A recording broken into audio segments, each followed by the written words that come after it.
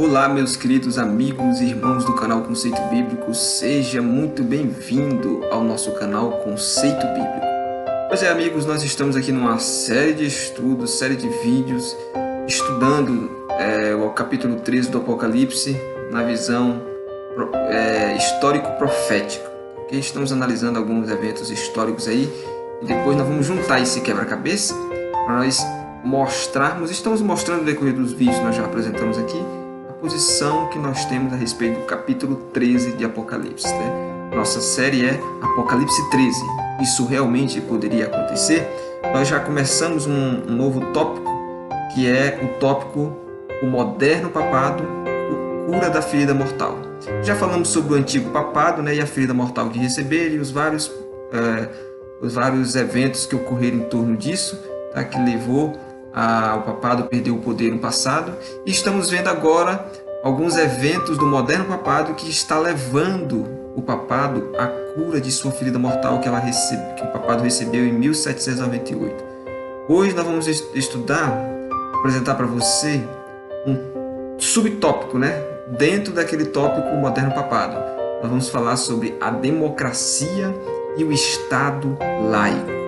Para você ter uma ideia, além de eliminar o poder político do papado, nós falamos no vídeo passado que a Revolução Norte-Americana e a Francesa deram um impulso a um novo paradigma político que nós examinamos no vídeo passado, um novo paradigma político, ou seja, ao modelo em que a democracia e os estados laicos devem manter a religião separados do governo.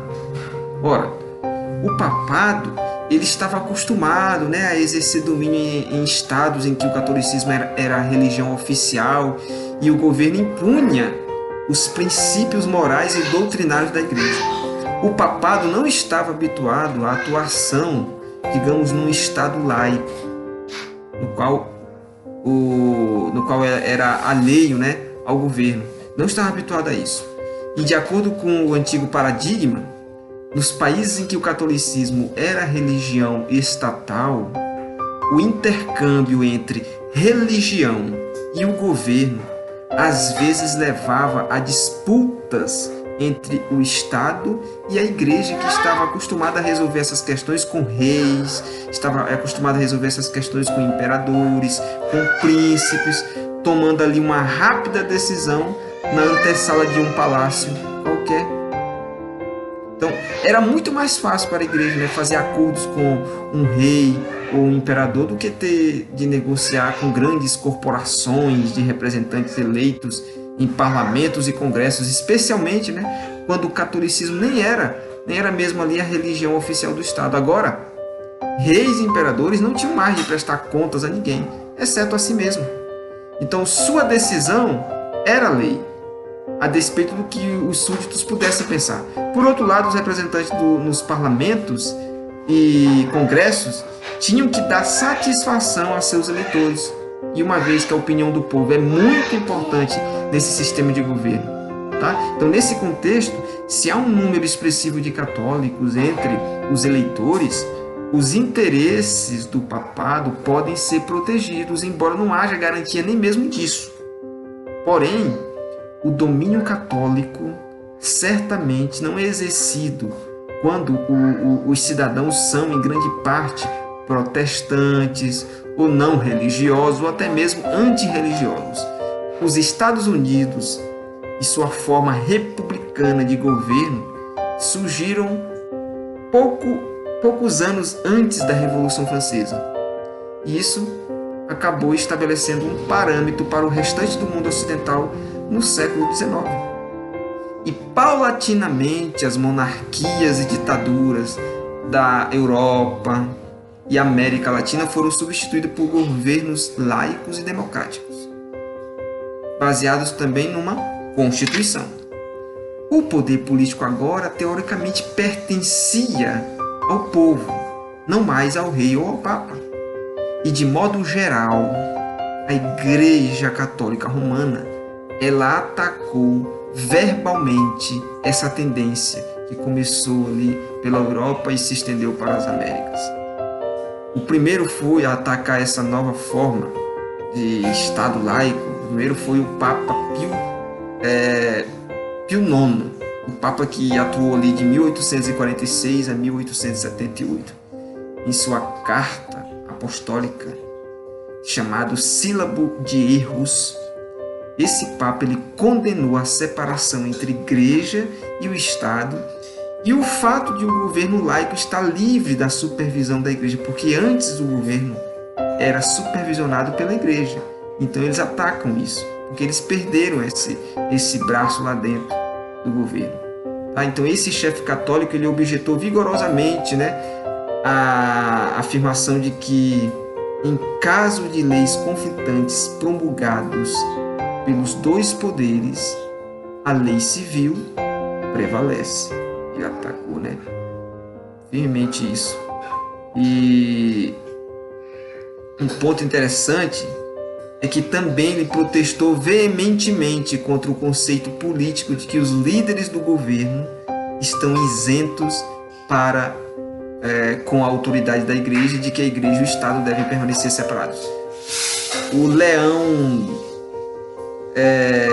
XIII, que foi o Papa que atuou ali de 1878 a 1903, ele insistiu que o Estado deve proteger a Igreja Católica para o bem da sociedade.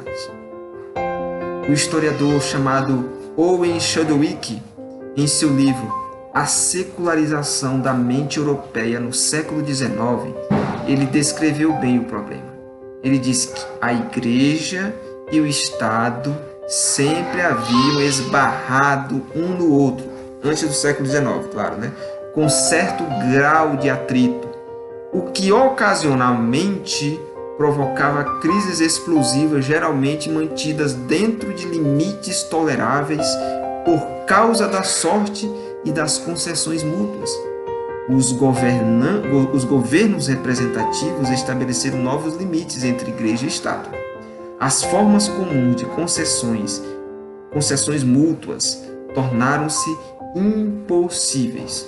O antigo mundo regulara seu toma lá da cá com menos desconforto, porque o governo era declarada e abertamente cristão, quer fosse católico ou protestante. Os líderes da Igreja aceitavam as restrições à liberdade proposta pelo governo, porque o próprio Estado prestava lealdade à Igreja. Mas nenhum governo representativo podia ser abertamente cristão da maneira como havia ocorrido anteriormente. Mesmo que o rei ou o primeiro-ministro fossem devotos ou piedosos, o governo tinha de ser neutro, precisava tratar imparcialmente todas as religiões. E lidar imparcialmente com todas as religiões significa tratar imparcialmente também a irreligião. Isso que esse autor, chamado Owen Chadwick, ele afirmou. Tá? Então, outro fator, por exemplo, que contribuiu para o enfraquecimento do poder político da Igreja Católica durante o século XIX foi a crescente separação entre ciência e religião.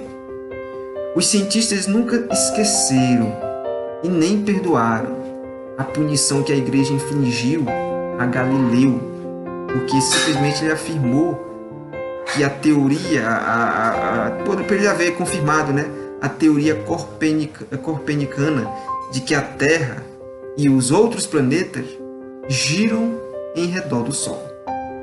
E esse episódio confirmou o fato de que a Igreja havia permitido que o dogma dominasse sobre a razão. E um dos acontecimentos políticos mais significativos com os quais o papado teve de lidar no século XIX foi a perda dos estados papais. E nos vídeos anteriores eu falei, né, do Pipino III, que deu esses territórios ao Papa em 754 d.C., os quais foram governados pela Igreja Católica por mais de 1000 anos. Em 1869, as forças italianas antagônicas ao governo papal conquistaram uma grande porção dos estados papais, e em 1861 o rei Vítor Manuel deu os primeiros passos para o estabelecimento da moderna nação laica da Itália.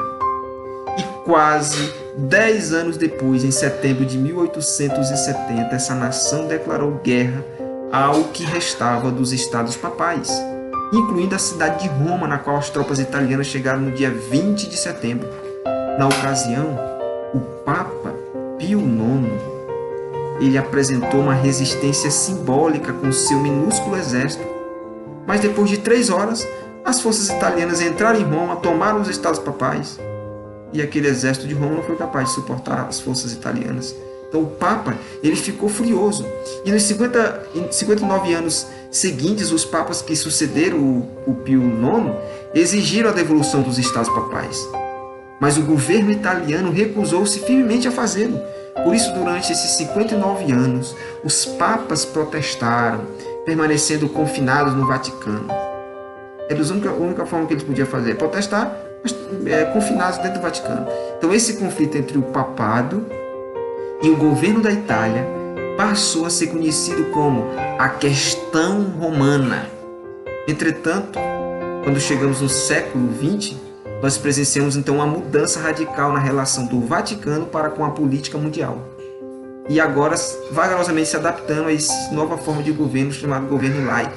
Então, seria impossível, nesse vídeo que nós aprofundarmos uma simples fração das atividades políticas exercidas pelo Vaticano durante esses séculos. Seria impossível para nós. Mas é válida a abordagem que nós vamos ter nos nossos próximos vídeos de 3 dos exemplos mais importantes desses momentos em que o Vaticano começou agora a se adaptar igual um camaleão à política moderna, a se adaptar com suas ideias ao Estado laico, e mesmo em estados laicos eles se manterem a sua voz, tá? Da mesma forma que o papado no passado tinha a voz ativa, eles conseguem hoje se adaptar à política moderna, tá? Então, 3 pontos nós vamos tratar nos nossos próximos vídeos para você ficar por dentro. Nós vamos tratar sobre o Tratado de Latrão. Vamos falar sobre o Tratado de Latrão, que foi feito entre o Vaticano e a Itália de Mussolini em 1929, que deu-se início ali, ao processo de cura, deu-se início ao processo de cura da ferida mortal que foi dado do papado em 1798. Então esse Tratado de Latrão é muito importante nós também abordarmos ele, E foi um acordo que restaurou a condição de Estado do Vaticano. Um outro ponto que nós vamos abordar aqui, vamos ter uns 3 vídeos em torno desse ponto, é a concordata do Vaticano com a Alemanha de Hitler em 1933. E um terceiro ponto, vamos estudar nos nossos próximos vídeos, foi a contribuição do Vaticano para a queda do comunismo na Europa Oriental e na Rússia no fim da década de 1980 e início da década de 1990. Tá? Isso é o que nós vamos tratar no nosso próximo ponto. Então vocês podem ver que como a Igreja Católica, igual à aparência invariável de um camaleão, ela se adapta à política de cada época. Se no passado eram reis e imperadores, ela tem uma forma de colocar seu poder ali. Se na nossa atualidade é sistema de governos democráticos laicos, ela se adapta a isso, a esse sistema de governo, para poder encontrar uma brecha para impor os seus ensinamentos, os seus dogmas. Entendeu? Por hoje, meus amigos, nós vamos ficar com isso. Vamos vagarosamente estudando essa história que está em torno de Apocalipse 13, para nós entendermos qual vai ser o desenrolar final. Por isso, desde já eu te agradeço por ter nos acompanhado até nesse momento e te peço, se inscreva no canal, ajude-nos para que mais pessoas venham ser alcançadas por essas verdades profético-históricas, ok? Que o nosso Deus sempre esteja conosco. E para encerrar, eu encerro com aquele nossa velha frase. O conceito bíblico talvez você não saiba, certo é o sonho e fiel a sua interpretação. Que o Senhor te abençoe. Valeu!